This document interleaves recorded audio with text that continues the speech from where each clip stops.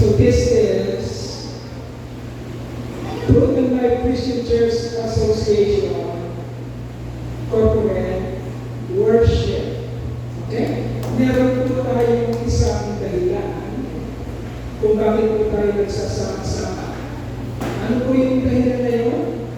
Papurihan at sambahin natin ang ating Diyos. Yan po ang nag-iisang dahilan.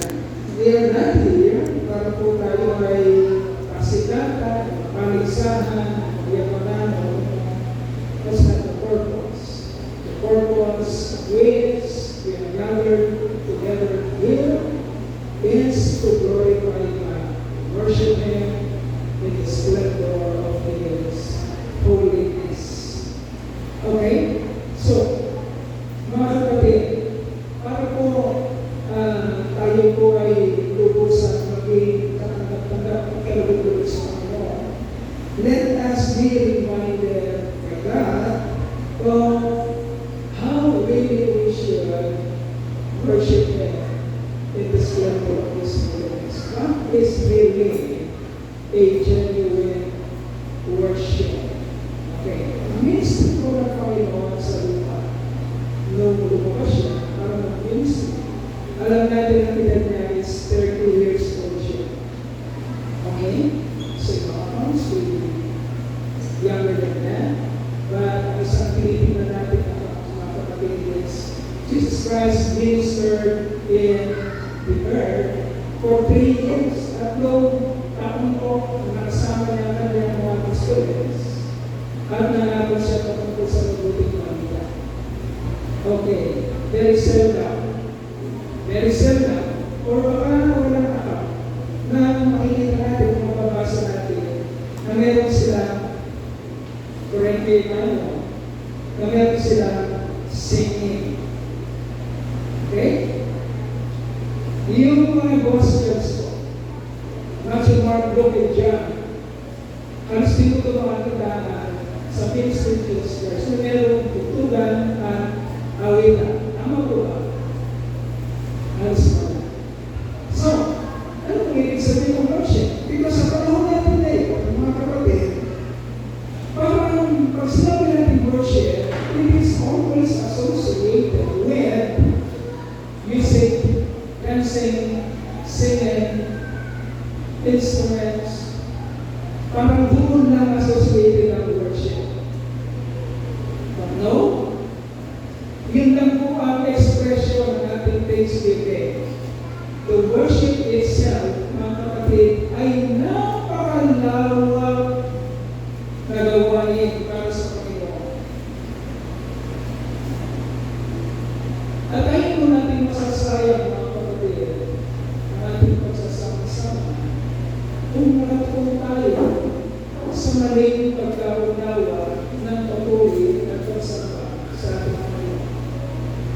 We are not here just to sing, dance, and play music, and to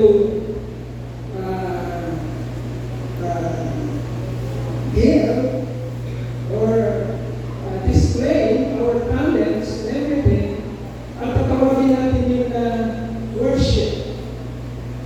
No. Ano ang worship na sinasabi natin Panginoon sa Kristo? So we will read, only this is only the worship. Let me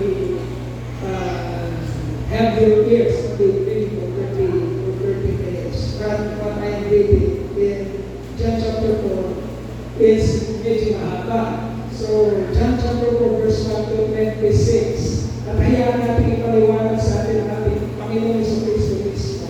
Ano ba ang ibig sabihin ng pagsamba?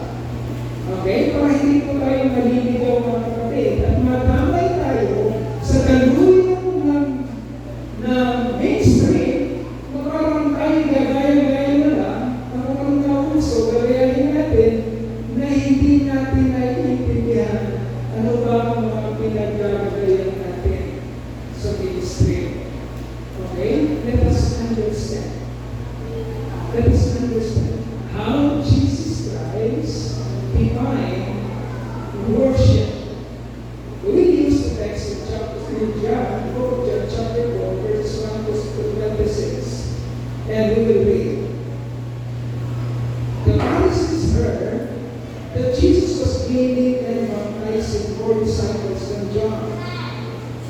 Although in fact, it was not Jesus who baptized, but his disciples. When the Lord learned of this, he left Judea and went back once more to Galilee. Now he had to go through Samaria. So he came to a town in Samaria called Sychar, near the plot of ground Jacob had given to his son Joseph. Jacob's well was there, and Jesus, tired as he was from the journey, sat down by the well. It was about 6 hours. Ang 6 hours sa Hebrew, mga karinas, alas 12 namin ang tanghali.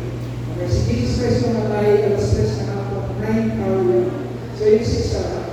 Kainitan, tawag ng Panginoon, upo siya by the well.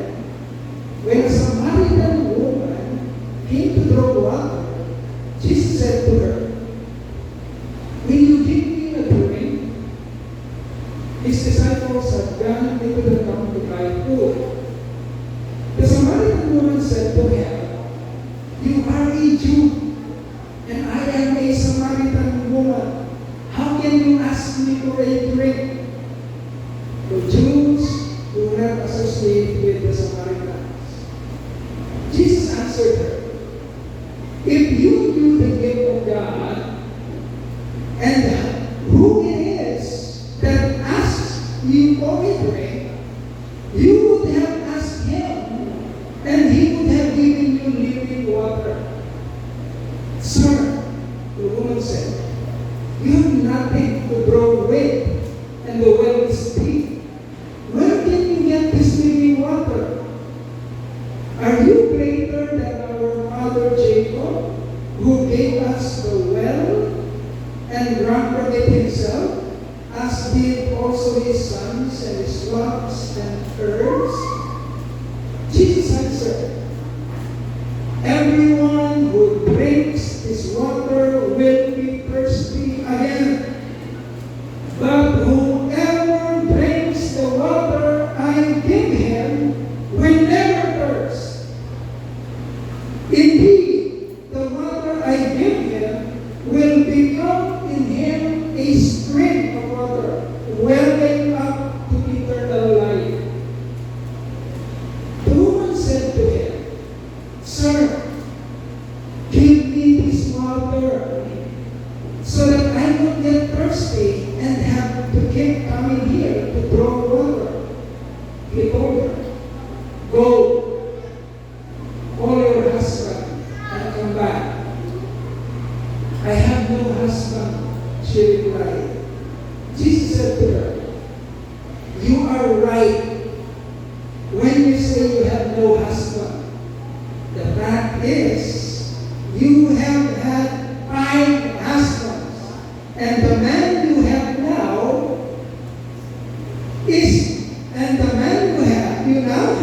is not your husband. What you have just said is quite true." "Sir," the woman said, "I can see that you are a prophet. Our fathers worship on this mountain, but you Jews claim that the place where we must worship is in Jerusalem." Jesus declared, "Believe me, woman, a time is coming when you will worship the Father neither on this mountain nor in Jerusalem. You Samaritans worship what you do not know. We worship what we do know, for salvation is from the Jews.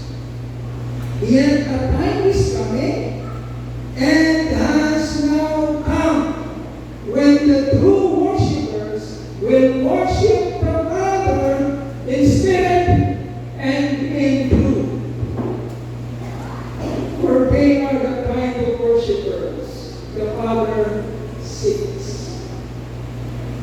God is spirit, and his worshippers must worship in spirit and in truth. The woman said, "I know the Messiah, called Christ, is coming. When He comes, He will explain everything to us. Jesus declared, I who speak to you am He. Okay.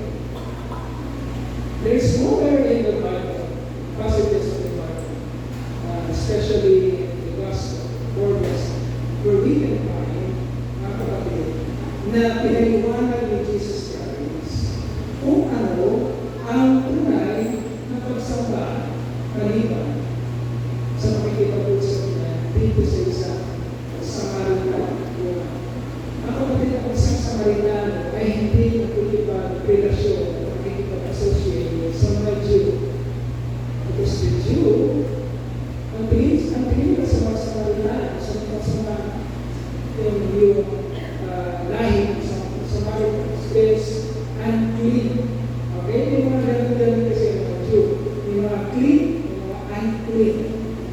Yung Samaritans, dahil haluan ang kanilang lahi, gusto nyo nakipag-asawa na sila sa mga foreigner, hindi na sila sa naturong Jew, so nahiwalay sila sa mga Jew. Bagaman, meron sa kanila ng mga kalahi pa rin, pero nahaluan sila. So tinuturing sila as unclean. And the Jew, the real race of Jew, cannot associate with them. But, mga kapatid, sa isang Samaritana, ipinaliwanag ang Panginoon kung ano ang tunay na pagsamba at kung ano ang hindi ng Diyos o gusto niya makita sa mga tao sumasamba sa Kanya. Again, I will tell you, hindi pinag-uusapan nito mga kapatid ang tugtugan, awitan, sayawan, kanta. Ang pinag-uusapan ng worship dito kapatid ay yung buhay mo.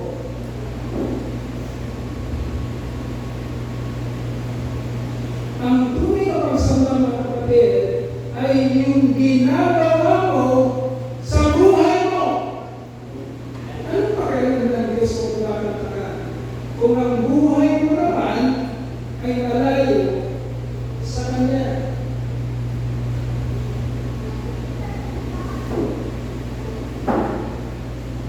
Ayaw natin ang istorya na isang araw, naharap tayo sa Panginoon at sasabihin natin sa Kanya, Lord, nag-worship ako ah. Ganda nga ng boses ko eh. Nag-worship ako ah.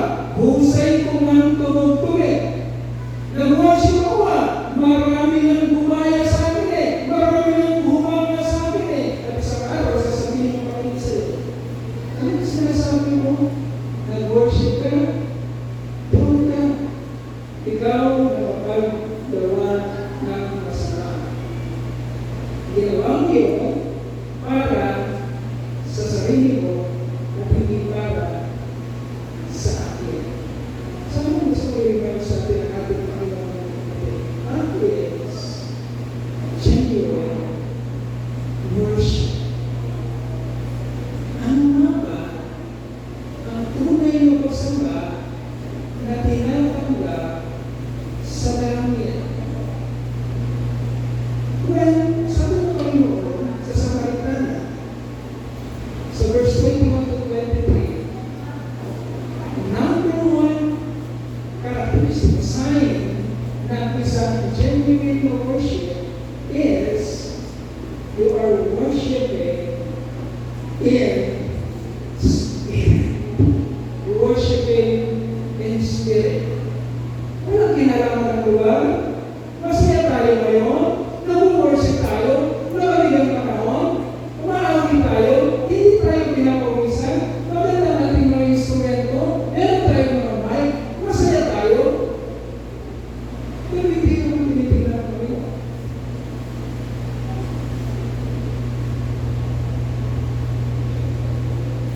Are we worshiping in spirit? Walang lugar, there's no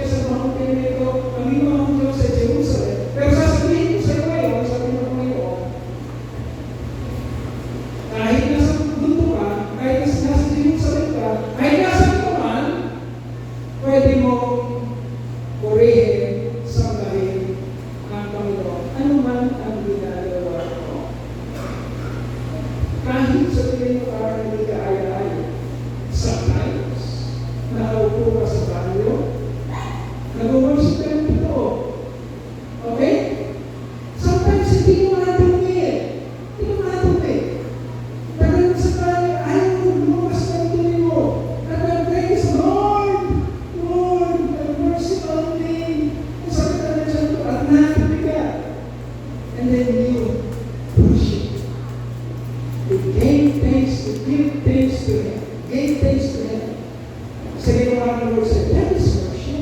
Anywhere ay pwede mong tunay sabahin ang Panginoon as long as you have the Spirit of God within you. Only the Spirit-led people can truly worship God and can produce genuine worship. Ibig sabihin, ubusin mo ngayon, magsisigaw mo lang, at takot yung lungs, ubusin mo ngayon yung boses mo, isigaw mo ng program, nasa moral ka ng boses, if you do not have that Spirit of God, your worship, or your singing, or your praises, will be in vain. Why? Because Jesus said, ang hinahanap ng Panginoon, ng Diyos, na sasama sa Kanya, ay yung mga tao sumasama sa Kanya sa Espiritu. Okay? So, genuine worship means, number one, you are worshiping in the Spirit. If you do not have the Spirit of God, there will be no worship. Walang nakikita ang worship ang langit sa iyo. May nakikita, kinakamdan ka lang ng Ama, ng langit, kapag nag-worship ka sa pamamagitan ng Espiritu, ipinagkaloob niya sa iyo. And even in our prayers, mga kapatid, sabi ng Romans chapter 8, we do not know what we ought to pray for, but the Spirit within us knows the mind, the thoughts of God. The Spirit within us Himself are interceding and praying with words, with groans that our mouth cannot express. Not us, not you, but the Spirit within you. The Spirit within you. So true worship, genuine worship, comes first from the Spirit of God.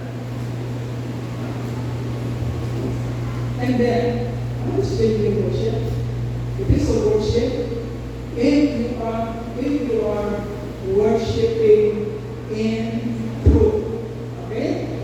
Worshiping in spirit and in truth. Mga katotohanan. At anong katotohanan binabasa ng langit, mga kapatid? Anong katotohanan binabasa ng langit? Sinasabi mga kapatid sa Matthew chapter 18, verse 7-9. The natural man cannot produce true worship no matter how hard he tries. Ano man gawin niya, kung natural man siya, wala siya makaproduce sa worship. Because the natural man, without the Spirit of God, sinabi ng 1 Corinthians chapter 2, verse 14, because the natural man receiveth not the things of God. Ano ulit ang natural man, PSC o yung mga taong walang Espiritu, ang tawag sa kanila, natural man. Ang sa natural man, kung walang Espiritu ng Diyos, ano man yung tumingin siyang tumingin, akalain mo niya, matalino siya, sa mga bagay ng mga langit, mga kapatid, wala siyang marireceive, at wala siyang gagawin na nakatulog sa Diyos. Because the natural man received na hindi niya tatanggapin ang mga bagay patungkol sa Diyos. And therefore, mga kapatid, kung wala akong natututunan sa langit, walang katotohanan mag-i-invite sa iyo kung sino ang Diyos, sino ang Creator mo, anong ginawa niya sa iyo, anong sacrifices niya sa iyo. Ito naman invite with those truths. Then, walang worship na lalabas sa iyong puso, lalo na sa iyong kaluluwa. will not worship God in truth. Only the Spirit-led people who are enlightened with the truths of God, ibig sabihin, kilala na ang Diyos, alam niya kung ano ang ginawa ng Diyos sa Kanya, alam niya kung gaano katakila ang grasya at tinanggap niya. Yung mga taong nakakaalam ng mga katotohanan na ito, ang binubukalan. Sabi ng Panginoon, kung ma-receive ko ang living water na yun, ito yung parang isang bukal sa iyong kaluluwa na hindi ka makukwens. Kailanman hindi na maaangkat ang kapuloy. And that is the worship of God. That God is seeking. Huwag kayong papadaya sa kaaway na ang worship is ratakan, headbanger. Yes! No. That is not worship. Hindi tayo tinatanong sa akin dahil nakikigaya-gaya tayo. No. That is not worship. What is worship? If you are worshiping in the Spirit and in truth. And number 3, what is genuine worship? If you are really worshiping the object of worship. And who is the object of worship? Sino ang object of worship? Ang ating Diyos. At pinakilala niya ang kanyang anak. Para sabihin natin, sino siya? Jesus Christ, the object of your worship. You cannot come and worship seemingly worshiping God and you are imagining yourself. Yan mo, si Pastor Gray, sa video, nakatayo si Pastor Gray dito, kanta-kanta, worship, in reality of worship, and then, sa isip ni Pastor Gray, ang iniisip niya, ini-imagine niya ang sarili niya. Mga kaya ako, kumahanga kaya sila sa akin, kung tuwa sila sa, kung yun ang ini-imagine mo, patay ka na. Bakit? Doon bumagsak si Lucifer. Okay? At doon ka niya dadayanin. Who is the object of